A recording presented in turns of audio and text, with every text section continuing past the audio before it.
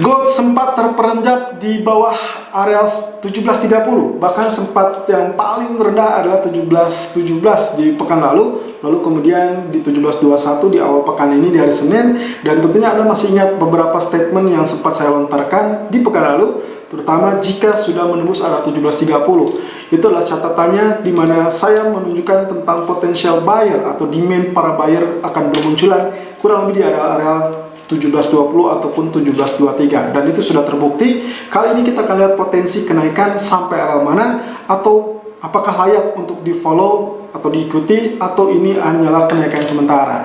Oke, dari faktor fundamental sendiri tentunya kita akan mengawasi tentang rilis data yang ada di pekan ini, terutama data GDP yang akan dirilis hari Kamis. Lalu kemudian juga jangan lupakan tentang sorotan para pelaku pasar adalah ECB, di mana kemungkinan potensi baik itu Franco-German proposal dan juga kebijakan moneter yang akan dilakukan ECB. Hari Rabu akan kita awasi dengan statement yang akan dilontarkan oleh Presiden ECB Christine Lagarde. Namun, menurut informasi dari pejabat ECB sendiri, kemungkinan QE akan segera muncul dan itu bisa saja diagendakan pada pertemuan di pekan selanjutnya. Juga sentimen pasar terdongkrak dari adanya pelonggaran terhadap lockdown dari beberapa negara, terutama Saudi Arabia, yang tentunya ini akan menjadi sinyal positif untuk crude oil. Well, of course, jika saja crude oil kembali mengalami rally, maka kemungkinan bukan mustahil resentimen mengangkat pula safe haven gold untuk kali ini, dengan tidak ada alasan bahwa safe haven gold akan mengcover ataupun menutupi kerugian yang ada di pasar saham ataupun pasar ekuitas lainnya. Tentunya yang paling akan dinantikan adalah potensi dari falling wedge, di mana saya menemukan falling wedge setelah triangle di pekan sebelumnya. Tentunya ini akan menjadi hal yang sangat-sangat layak dinantikan. Meskipun kalau kita lihat secara weekly bisa saja akan terjadi koreksi terlebih dahulu. Tapi kita lihat dari teknikal untuk kali ini, akankah falling wedge berhasil ditembus? Well, setidaknya 17.40 harusnya kembali muncul untuk hari ini. Technical view 26 Mei 2020. Irfan untuk Agrodana.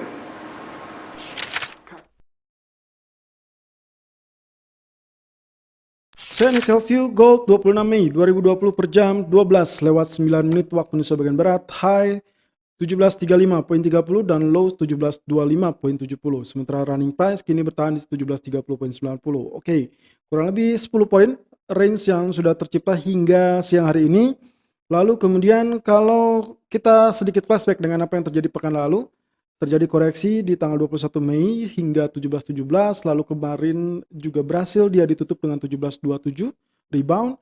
Lalu kemudian selang satu hari di tanggal 22 Mei, dia rebound hingga 17.40 dengan alat terendah 17.24. Sementara di hari Senin, dia sempat tergelincir sampai 17.21.60 dengan areal tertinggi adalah 17.33.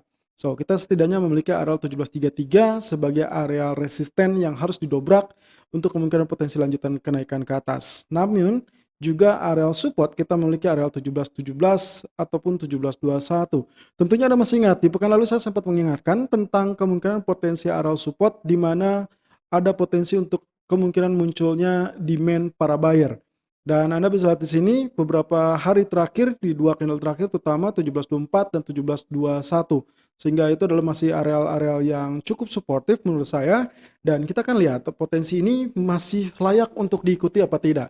Sementara kalau lihat dari candlestick sendiri di tanggal 25 Mei 2020 atau hari kemarin tepatnya, maka ini potensinya kita sebut dengan hammer. Dan kita masih bisa melihat ini bisa saja untuk mengisyaratkan akan terjadinya bullish reversal. Kita sedikit kupas dengan outlook dari weekly-nya sendiri. Di weekly chart, di pekan kemarin ditutup dengan spinning top berwarna hitam seperti demikian. Setelah 2 pekan sebelumnya, justru bullish candle lah yang muncul.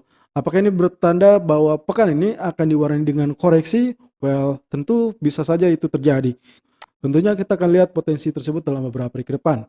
Di grafik H4, outlook yang sempat kita gambarkan dengan potensi triangle, lalu dia tembus, lalu kemudian saat koreksi pun kita sudah mengukur dengan areal garis extension seperti demikian, dan Anda bisa lihat di sini, areal tersebut tertahan di areal yang sama.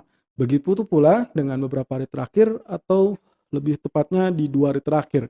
Senin dan Selasa, areal tersebut masih muncul, namun ternyata juga bisa dikatakan ini hanya berupa ujian ataupun tail, dan lalu kemudian dia bangkit kembali. Tapi ada satu hal yang ingin saya tunjukkan kembali. Untuk mempermudah pengamatan, saya sedikit revisi atau modifikasi supaya tidak terganggu. Jadi kurang lebih areal garis ini saya gantikan dengan garis putus-putus. Lalu kemudian jika Anda lihat di sini outlook-nya saya perkecil seperti demikian, maka potensi dari pergerakan ini triangle lalu dilanjutkan dengan potensi kenaikan lalu sideways dan cenderung koreksi, maka saya asumsikan ini adalah faktor koreksinya.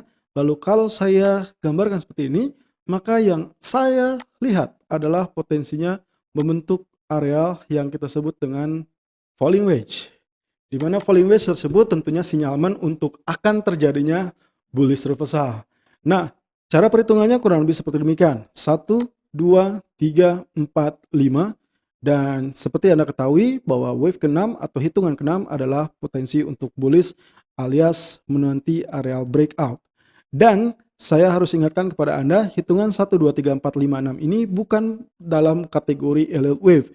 Karena untuk elliott wave sendiri, areal wave kedua ataupun wave keempat lebih tepatnya itu sudah tidak memenuhi aturan dikarenakan kaedahnya dia menembus batasan dari wave pertama. Sehingga ini bukanlah elliott wave, tapi 1, 2, 3, 4, 5, 6 atau A, B, C, D, E, F itu adalah merupakan perhitungan mendasar dari pola-pola wave lainnya, terutama dalam kategori triangle ataupun symmetrical triangle ataupun falling wedge seperti demikian. Strategi yang sebetulnya bisa Anda pilih adalah buy on dip jika ternyata dia tersentuh di areal support, atau areal target kedua buy on breakout saat dia menembus areal resisten.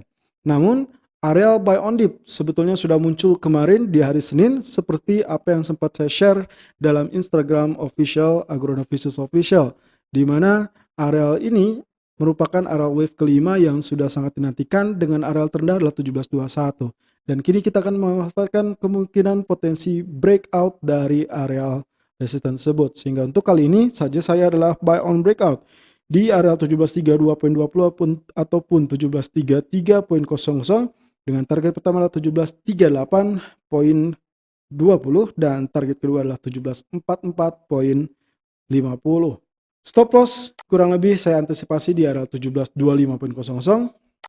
Dan tentunya saya masih tetap ingatkan bahwa areal 1725 ataupun 1720 merupakan areal untuk Anda yang bersrategi averaging kategori medium term. Selalu gunakan stop loss dan risk management sesuai dengan equity dan strategi trading Anda. Ke depan untuk akhir